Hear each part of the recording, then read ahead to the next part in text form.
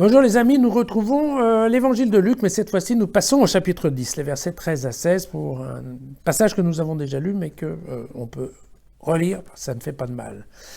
Malheureuse es-tu, Chorazine, malheureuse es-tu, Bethsaïde, car si les miracles qui ont eu lieu chez vous avaient eu lieu à Tyr et à Sidon, il y a longtemps qu'elle se serait convertie, vêtue de sacs et assise dans la cendre. Oui, lors du jugement, Tyr et Sidon seront traités avec moins de rigueur que vous. Et toi, Capharnaüm, seras-tu élevé jusqu'au ciel? Tu descendras jusqu'au séjour des morts. Qui vous écoute m'écoute, et qui vous repousse me repousse. Mais qui me repousse, repousse aussi celui qui m'a envoyé. Voilà. Eh bien, vous voyez, c'est ça, Jésus s'impatiente. Il s'impatiente contre ces villes de Galilée, du nord de la Galilée, qui, effectivement, refusent absolument de se convertir, alors que ce sont des villes qui ont eu des signes. Et eh bien, c'est un sentiment de déception qui habite Jésus, qui se rend compte que son enseignement a eu plus de fruits dans des villes païennes de Tyr et de Sidon qu'il n'en a eu en Galilée. Et alors juste pour information, mais je suis sûr que vous aviez compris que voilà, si les mêmes signes étaient arrivés à Tyr et à Sidon, eh bien il y aurait longtemps que les villes se seraient converties, vêtues de sacs et assises dans la cendre. C'est l'image de Ninive dans le livre de Jonas.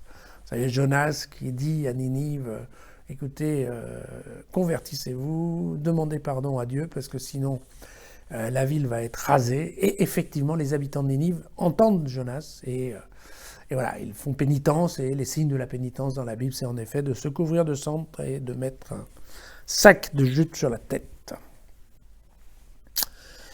Et eh bien, typiquement, en effet, Chorazine, Bethsaïde, Capharnaüm sont trois grandes villes de la Galilée, dont est issu normalement Jésus, et donc, ben voilà, nul n'est prophète en son pays, comme on le dit si bien.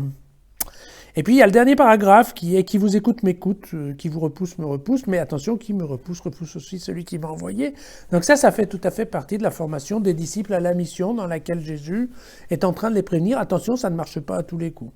Et quand ça ne marche pas, eh bien, c'est pas forcément parce que c'est votre faute.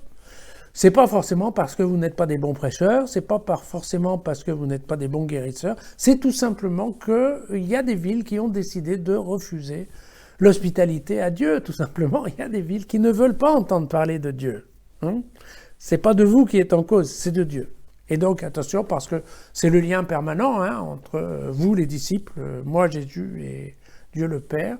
Et donc, évidemment, quand on vous refuse, eh bien, on refuse aussi Dieu le Père. D'accord ?